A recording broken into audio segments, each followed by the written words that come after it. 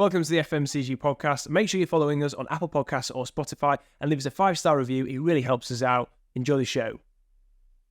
Hi, good morning. My name is Rich and we're Consumer Hub, and we focus on consumer recruitment across the UK and the US and the world, in fact. And this is the FMCG podcast. And today we are talking with Giles, who is from the Holland House Group. And this is going to be a great podcast. We're going to be hearing all about Giles' insights into beer, brewing, brands, and also his advice on career development within FMCG marketing. Thank you so much for joining us on the show today, Giles. It's great to have you. And we worked together before on a few projects, and it's really good to kind of reconnect on this and do a podcast together. So could you just give us a quick insight and intro into you, your career, and also what you're doing over there at Holland House? Yeah, thanks very much for having me, Rich. I'm currently what's known as the drinks marketing manager at Holland House. So I look after all the drinks brands that we make. I've been there almost 2 years. Prior to that, I was at Jägermeister UK for almost 6 years. So some decent sort of BWS experience, albeit with a slightly different product and a slightly different target demographic. And before that, I spent a lot of my time actually more on the insight side of things with agencies. So I spent 7 and a bit years at dunnhumby and what is now Amia, working with Clubcard and Nectar. And I think what that really did was cement for me the power of data, insight, and really listening and understanding your consumer. Yeah.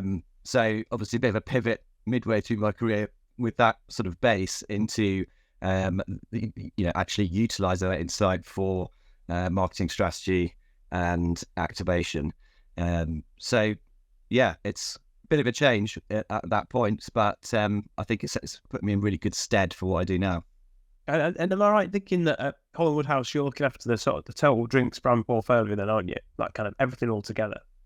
Yeah, absolutely. So we now have effectively 2 brands. So Holland House is the parent company and the hospitality company. So we have 56 managed houses and about 111 tenanted pubs across the south.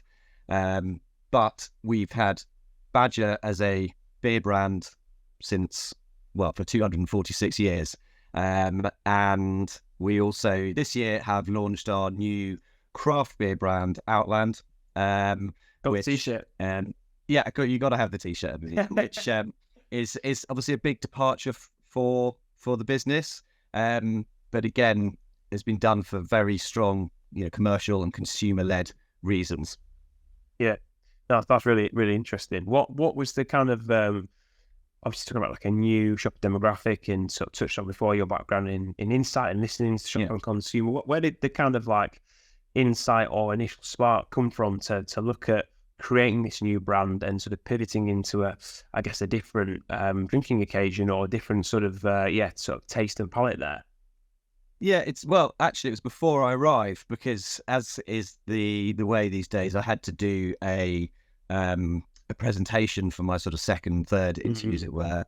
And it's a difficult one to pitch the tone of those things, but I thought I decided to be quite punchy with it, because I could see, these problems with the brand, with the range of the portfolio and how disparate it was, and all sorts of other things. So luckily that struck the right note and didn't get me kicked out of the interview. So as soon as I started, or a couple of months after, we ran a brand audit with a small insight agency to understand how our consumers see the brand, but also, more importantly, how the consumers of the rest of the ale category see our brand.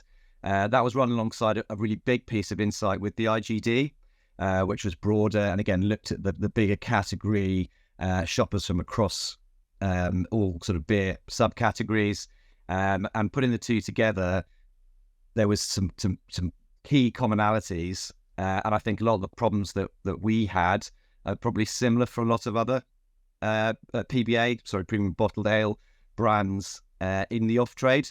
Yeah, it's a category that's struggling a little bit, and the reasons for that really came out of that research, and then we've spent the last sort of year or so reworking our brands to try and meet those challenges and be more relevant to a broader suite of beer drinkers. That's really interesting. And I'm all right thinking as well, the kind of core brands as well that people probably know, Hollywood Houseful historically in the off-trade, like Firstly Fair, etc. They've been rebranded as well, haven't they? So you've done like a new brand concept developed with Outland, but then there's also been like a rebranding of the core range. So how did you go about juggling those two projects, that losing your centre point, your centre of gravity? Because it's a hard ask, that, isn't it? It's a lot to kind of get your head around. Yeah, I think we're a very small team.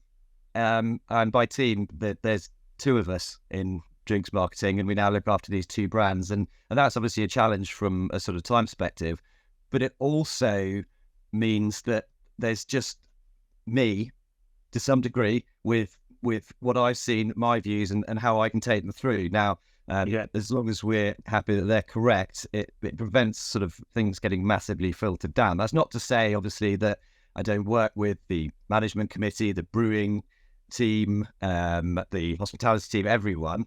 But I guess there is kind of a single point that can really hold on to what we took out of those pieces of insight. And also, I make sure I was referred back to them. I bore people by going back to all my presentations. Start with what were we trying to do and why were we trying to do it, so that they remember that. And then what have we done, and then we can show how what we've done answers those questions. And particularly with something like a brand refresh, which can be sensitive, particularly with a historic brand. It's important because that takes it away from being opinion based. I like that design, I don't like that design, to does this design meet the criteria that are outlined by these pieces of insight that we know will appeal more to our consumer base. And by doing that, again, you can take some of the emotion out of it. So that was really important. And that, if you think back to the dunnhumby amia piece, rely on your data and your insight, because they are facts. Effectively, we know, statistics, lies down statistics, etc. But they're more facts than you just saying, I don't like that design, or that's not for me. And whether it's for you or not, in many ways, is irrelevant. You're not the consumer. I'm not the consumer. Even if I buy these products, I'm not the consumer because I work for the brand. And so, all of my view is tainted.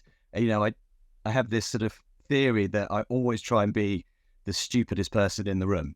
Now, some of my colleagues would say I do that too well. So that's not hard in my office for me. But what it means is that when I'm looking at something, to try and erase all of my brand knowledge and look at it from the perspective of a tired commuter stood on a tube platform seeing a poster. What does it mean to them if they've never heard of our brand, never heard of our products, don't know anything? And so that sort of I try to keep myself grounded in that way, effectively.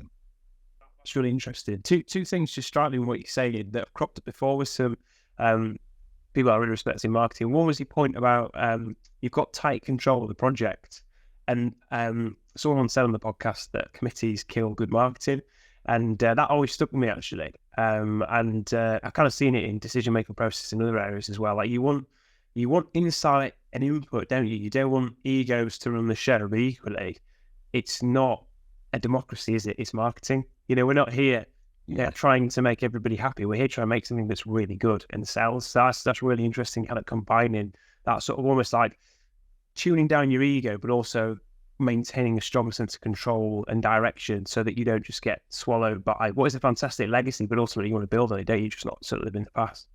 Yeah, I think that's a really good point. I would build on it by saying a lot of that is down to the marketeer to manage that, because whatever business you work in, there will be layers that you have to work through, different areas that you have to consult with, or they might even be internal customers, as it were.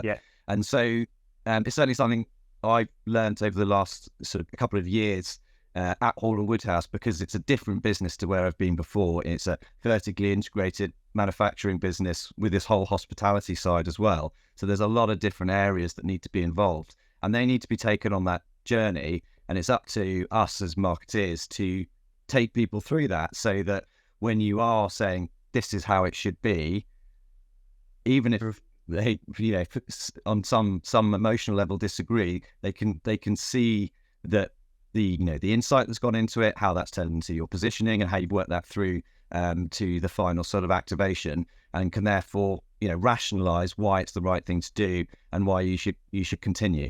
So yeah, there's a bit of both. It'd be lovely just to be a dictator and do whatever you want, but I think that there's danger in that as well, because of course you become too isolated, and great ideas can sometimes come from anywhere. Yeah. No, that's great nuanced advice. Thank you. Just something that I wanted to pick up on.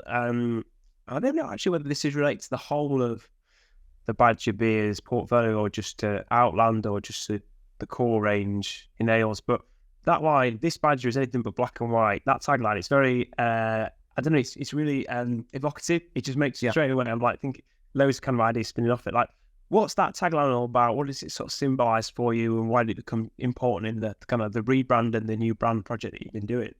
Yeah, I think that comes back to a lot of the key insights that came out of the research, which really, to boil it down, and this is true for Badger, but actually all of premium bottled ale, is that consumers saw it as a bit old-fashioned, bit dusty. The bay looks like a sea of brown bottles. They're quite hard to decipher. People don't know what's in the bottle. They don't get a sense of what things are going to taste like. And all of those things are the opposite of what craft beer has done in many ways. And what that craft beer has done is therefore put the PBA into sharp perspective. People are like, oh, it doesn't have to be like this. I could have, vibrancy and colours and, decent descriptions and whatever it might be. So if you run that through to the anything but black and white piece, what we've tried to do with the refresh is be more contemporary. We're not trying to throw the baby out with the bathwater. We've got 246 years of history, and we have a loyal following that we don't, want to alienate. But having said that, we can't sell more beer to a small group of people. It's all about driving that penetration, and that means being interesting to a broader suite of people. And by what we tried to do with this Badger is anything but black and white, it leans into the fact that we actually make quite an interesting range of beers for PBA. We're quite innovative. We have our Blandford Fly, which is a ginger flavoured ale, which is award winning, and we got Golden Glory, which is peach flavoured, and that's been around for 20 years. Way before this current sort of peach boom that we're seeing. Whether it's Cramble Poacher, which is sort of damson and licorice. These are really kind of interesting and different flavours. The kind of thing that you see in the craft sector, really. But I don't think that message really got out to consumers, because the packaging didn't sort of really highlight what the flavours were. You've got seconds to attract someone in aisle. Everything's always on a 4 for $7. And so people are picking from all over the place. And beer drinkers are really promiscuous, particularly in ale. They like to try lots of different things. Shoppers are. Yeah, exactly. Well, and so you don't have much time or much ability to catch their imagination. And so we wanted to lean into the fact that we actually have this range of really interesting beers. We don't just make an amber beer, gold, the sort of standard ones, because that's what differentiates us. We think from the competition is actually, that innovation and that interest. Because frankly, your Doom bars, St Austels have got those sort of standard subcategories in a bit of a chokehold. That they're huge, and it's very hard to compete with them. So looking for that point of differentiation, we lean into the portfolio of more interesting beers. Yeah, that's really interesting. I've got massively fond memories of all the Badger brands, because I discovered them when I was studying archaeology about 12, 13 years ago.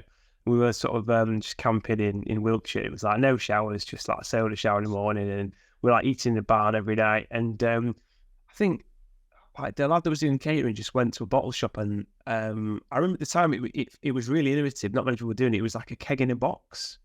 So you just tap it, and he just got loads and loads of Badger beer, and the thirsty ferret just went down like an absolute treat. But even at the time, I remember thinking, oh, actually the cartoons, like the animals were really different, because it was even more stodgy then, and we were like, archaeologists, like a lot of us were like into the real ale and stuff like that. But I remember after that, we were then looking for it up in York, and I kind of like followed it ever since. So it's really, really interesting for me. Someone that's like around for a long time to kind of see it emerging as well. But the Outland brand, so just tell us a bit about that, because the artwork on the cans is beautiful. It's subtle, it's evocative. It really kind of speaks to the place that the beer is from. So just give us a window into like how you arrived at the brand image. And I think as well, just as a consumer drinker, I'd say it's quite brave as well to move away from that edgy hipster vibe that it's still very fresh and current, but it doesn't look like it's trying to be another copycat, Hackney Wick, brewing brand. It's not like jumping on the bag. Well, what led you to make that decision around just the artwork and the packaging and the presentation? Yeah, I mean, that's the second prong that came out of the insight piece. One was, like I say, trying to sort of refresh and support our core business, but also move into this new area where we're seeing some growth. But we wanted to be honest about it. A couple of more mainstream brewers have come out with craft products. In fact, before I was here, we've had a couple of little stabs at it, but at a sort of single product level. And the way I looked at it is like, you need credibility and you need to be honest. Now we have credibility because actually we've got 246 years of history. We're still fully independent, unlike quite a few of the big craft guys, I should point out. And we wanted to build on that, and then be honest as well, because really, if you look at who's buying craft beer in the supermarkets, I know everyone has this sort of picture of the classic bearded, sort of hipster tattoos and all of that. We even had a slide in our positioning that said this is not our target, because that is a very small vocal minority. Now they're really important to the category. They're driving a lot of innovation through the microbreweries and all of that, but they're not buying in Tesco on a Saturday. The person buying in Tesco on a Saturday is 40 plus, a little bit more wealthy. They've got a couple of kids. They still like going to festivals, but now it's pub in the park rather than festival, and so because it's an expensive product, and so it does appeal to that sort of middle-aged, mostly male sort of demographic. And so once you get your head around that and put aside the sort of preconception that it has to be for this person that brews their own beer in a bathtub under some railway arches somewhere, then you can begin to think of it just like a normal product. And what we knew about these consumers is a bit like PBA. They're looking to come into the category, but they find it a little bit overwhelming. They're worried that they're going to have 7-8% beers that taste of coconut and old coffee or whatever it might be. And so so we knew this, and we know that people are switching from PBA to craft. We know that people upgrade from lager to craft as they're looking for something a little bit more interesting. And so we just wanted to make it really, really clear. It was just about clarity of communication based on the honesty of this new positioning. And so if you look at the cans, they're really, really straightforward in their messaging. You've got the brand name on the top, Outland. Actually, I've got one here. I don't know if you can see, but you've got the name of the product just there. It's not got some sort of kooky name. It says Hazy IPA. So at a glance, in an aisle, you can see this Hazy IPA. Under that, you've got 3 descriptors of what it tastes like: hazy, juicy, citrusy. And under that, you've got the ABV. It's all the basic information that a shopper or a consumer needs. And it's designed with the supermarket in mind, and that intense shopping experience where there's a toddler hanging off your leg, you're running out of parking, you're drenched in the rain, you just want to get it done. And to make it really, really easy. And again, you'll see in the range, each one has a different colour for the circle and a different black and white pattern here, which harks back to nature, because obviously we're from Dorset. And that means that, the whole range is easily identifiable together. And that should, just help people make that decision. And I talked about the shopper and the consumer there. And again, that's an important thing to consider, because very often the shopper isn't the consumer. And so one of the interesting things that came out of some of the research we did was the shoppers saying, if I've got on my list Peroni and I go into store and it's out of stock, I feel comfortable in substituting that for another Southern European lager. They can understand what that substitution is. for PBA and craft, they found that really, really difficult. Yeah. So they would, if something's out of stock, what's the alternative? You don't know because the packaging isn't that clear. You have to pick them up and look at them and go, is this amber? Is this golden? What's the ABV? What he like? It was trying to balance those two things and create something memorable with, the design cues of the category, i.e. the vibrant colour, etc., but not getting sucked into the design war, because we would lose. It's not our wheelhouse, and that's fine.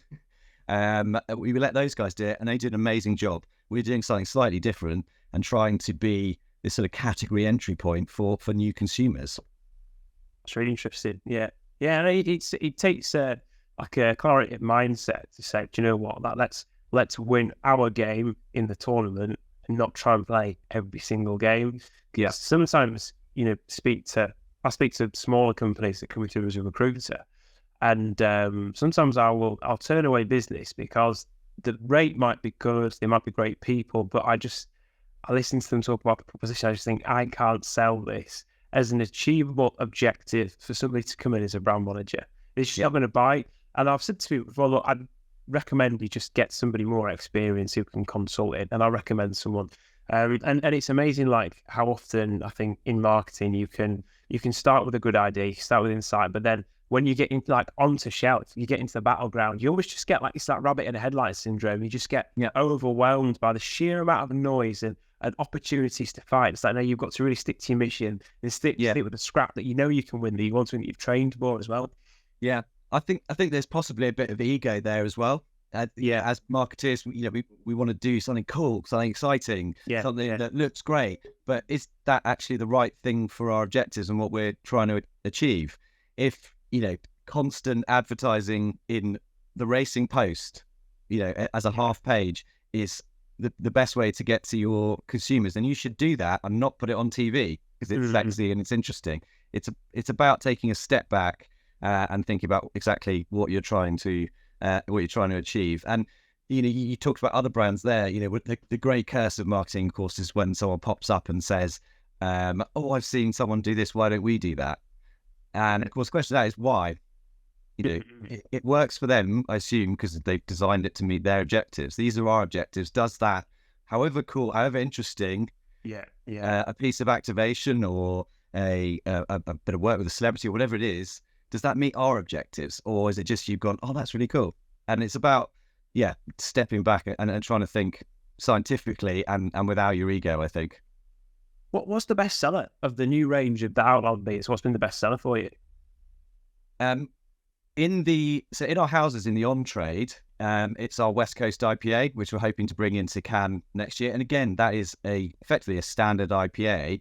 It was a reworking of a brand we had before, which didn't follow those sort of communication hierarchy that we just talked about. And just by changing the fisheye on the bar, we've seen about a 70% uplift over the 12 weeks.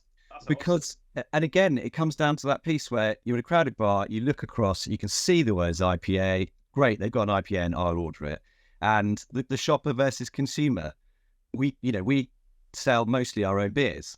So if a group of people come in, they send someone to the bar for a punk IPA or a Gamma Ray or whatever it might be, and we don't have it. How do they know what to swap it to? And again, it's really clear in the bar, and they can just go, "Oh, he asked for a punk IPA. That's an IPA. I'll get him one of them." It's as with so much sort of good marketing, dare I say it.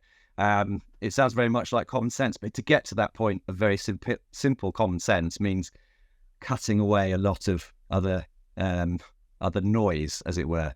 In cans, in the grocers, we've got a milk stout and a hazy ginger IPA. Now, the reason we started with those are they're, again, a little bit more niche flavors, but it allowed us to get a toehold. If we'd gone to the grocers with another IPA a year or so ago, because we were selling it in before we'd even finished creating the brand, it was a roller coaster sort of 6 months. They probably would have sent us away, as it were, because why do they need another IPA would be kind of the view. But what we're looking to do now is move to some of those sort of more more mainstream products. So we've got the hazy IPA I showed you earlier, a West Coast IPA. We've got a peach lager that it's done so well over the summer in our houses and at events. It was really good. Yeah, I loved it, and I didn't think I would. But I had one where we were at Brew London earlier in the year, and I was like, this is just great. It's so refreshing, a little bit different, but not too sweet, not too cloying. So yeah, trying to sort of move to that area and dominate the category within the next 12 months, perhaps. Nice. No, that's really cool. Just thinking about your leadership then, Giles, and there's been loads of great insights there on, just how to lead as a marketeer, from what you said already. But just give us a snapshot into like a day in the life of what it's like to be in a big role in an SME, because a lot of our audience are coming through. Yeah. And it's a question that we ask all the time is, when is the right time to look at maybe going from a P&G, like a monster, into a smaller business where I can have a bit more fun, I've got a bit more freedom, but also it's a bit scary. There's nowhere to hide. Like, just give us a sense of like just what it's like on the ground. Yeah, I think you have to be willing to get your hands dirty, and in a smaller business than P&G, you're not going to be able to sit on a little plinth and do your very sort of narrow piece of work. You have to be quite broad, and that's fine. I don't mind doing that. I think the great advantage of being somewhere like this is that you're not just a small cog in a massive machine. You can make real sort of change.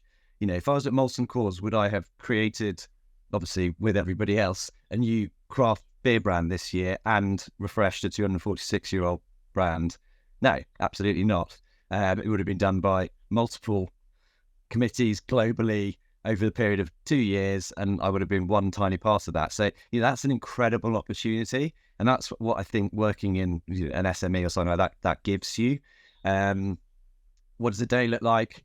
It could be everything from working with the brewery team on new beers, or discussing where we want to go next, to working with distribution and logistics on our sort of in-house activation and POS with the pub marketing team, to trying to carve out a couple of hours to do the sort of bigger, more sort of strategic pieces where it's planning season at the moment, for example. So it really is a bit of everything, and you need to be quite adaptable, I think, and have a sort of a broad range of skills, I suppose. But I think that's true of a lot of marketing. It's a very broad church unless you're in a very big business and you're very specialized. So yeah, being able to do that is really important. Very interesting. Just kind of building on that, like any advice for people coming through that are looking to sharpen the character attributes, the attitudes, and also with that in mind, following on from that, skills as well. Like what character attributes and skills do you think are really key in marketing at the moment that people need to really deliver as a basic to kind of set themselves up to succeed in FMCG?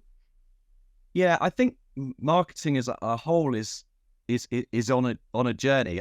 If we're honest, a lot of people end up in marketing not necessarily because they chose it from 18. They sort of fall into it, or they think it'll be interesting or sort of more fun, as it were. But it needs to be almost more professional. We need to justify ourselves. So when we're going to stand in front of the management committee, the board, whatever it is, saying, I need X amount of money, we need to really be very clear on why we need that money and what it's going to achieve. We need to hold ourselves to account, both in the planning, tracking, and in review at the end, so that we can show the value from the investment, because it's not always immediate.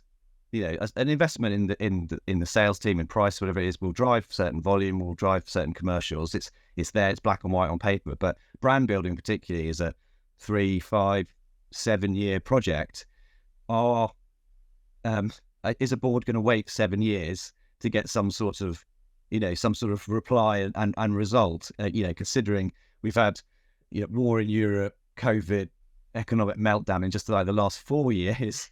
The chances that at some point they're going to look at that marketing budget, which is often the easiest one to cut, because there's no sort of definitive, immediate, physical reaction to that, and they will, unless you are justifying yourself with some proper sort of science and some proper data and some proper insight.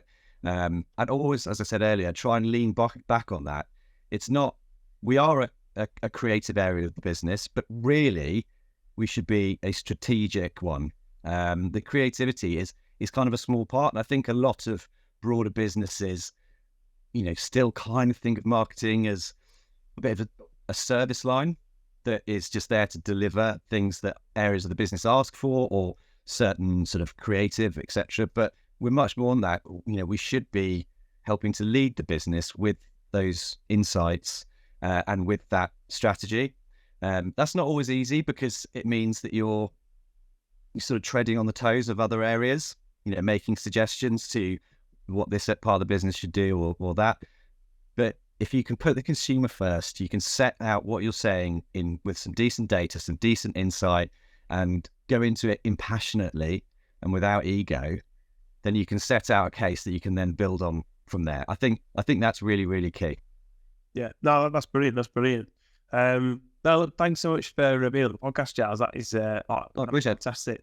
Any just kind of end on it. Any kind of books, resources you recommend that kind of would help people just dig into what you've outlined there as the kind of right skill set, mindset, ethos to sort of double down on? Yeah, well, I dug some out actually, just for exactly this reason. So, the perfect example of that is Byron Sharp, How Brands Grow, which is is your classic, data driven sort of marketing theory, and him and the rest of the institute down there in Australia doing great work in turning sort of ideas and thoughts into sort of scientific models and laws. And I think that's really important. And the interesting thing about that is, having started my time in dunnhumby, which is all about loyalty and retaining customers, and that's effectively the complete opposite. And it really kind of opened my eyes to that, because I was, I'm not saying I was brainwashed, but I was there from a young age, and so you sort of absorb all of that. So that's a really good one. Again, How Not to Plan by Les Binet and Carter it's really easy to read. Each sort of chapter is a single issue, and you can pick it up and put it down, and it's really good. And Good Strategy, Bad Strategy by Richard Rumler. Again, it's a little bit deeper, but again, just really, really interesting. And I think the key to any of this, you're saying for people coming up, is you've got to keep learning. You've got to keep teaching yourself, because the world moves. And some of the ideas within marketing change, and you need to be on top of them to sound like you know what you're talking about. If you go back to that piece where say we need to add credibility and justify ourselves, if you've got those examples, if you've got that language at your fingertips, you're going to be putting forward your strategy based on a much better set of data, a much better set of laws and models, rather than just going, I think we should do this because it'll reach this many people. It's just, I think it's about sort of professionalizing and trying to be a bit more scientific about it all. That's brilliant. No, thank you so much. Well, listen, it's been an absolute pleasure just chatting and hearing all about the story. And I've learned those as well, and I'm sure anyone listening and watching has done. If you've enjoyed today, please make just make the effort to go reach out to Giles, and thank you for his time. Anyone that comes on our show does it because they want to invest in the industry careers. And also, more importantly, go and try the beers. Go and try the milk stout and the ginger kind of ale, wasn't it? So we'll go and check out Cool Branding as well, and give Giles feedback on what you like. It's always great when you hear from consumers and shoppers. And look, thank you so much for listening. We appreciate you putting the time in supporting the show, and we'll see you again soon. Take care. Thanks for watching the FMCG podcast. Click the playlist here to hear more great episodes. You can also find us on Spotify and Apple Podcasts. Just search the FMCG podcast to hear more great content. See you soon.